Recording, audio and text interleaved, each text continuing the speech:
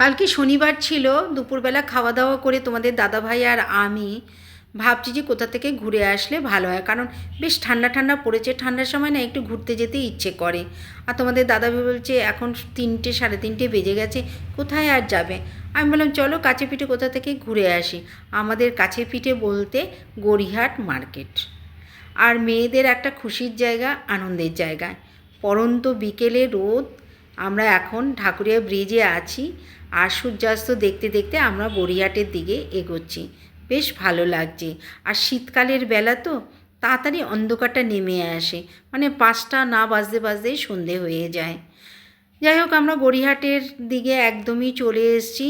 গড়িয়াহাটে এসে কি কিনবো জানি না, কি করব জানি না, কিন্তু আমরা ঘুরতে বেরিয়েছি।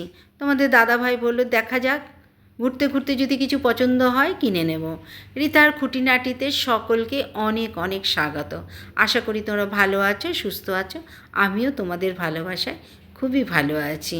তো আমরা গাড়ি নিয়ে বেরিয়েছি। পার্কিংয়ের একটা সমস্যা আছে এখানে, পার্কিং করব, করে তারপরে আমরা দুজনে হেঁটে হেঁটেই ঘুরব।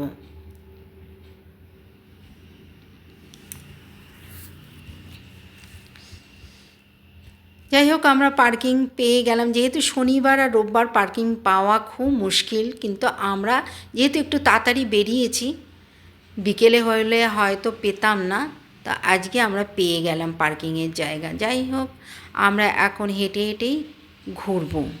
আর আমাদের এখানে মানে কলকাতায় বিভিন্ন মলে কিন্তু ভিডিও করতে দেয় না, আমরা পুরো ভালো করে ভিডিও করতে পারি না।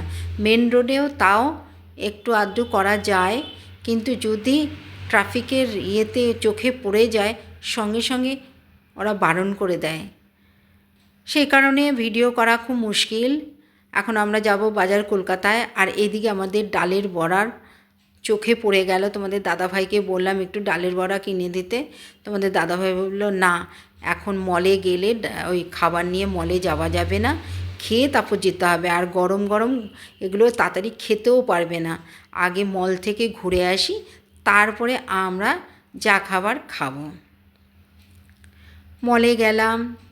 তো মলে আমাদের সেরকম খুব একটা কিছু পছন্দ হলো না।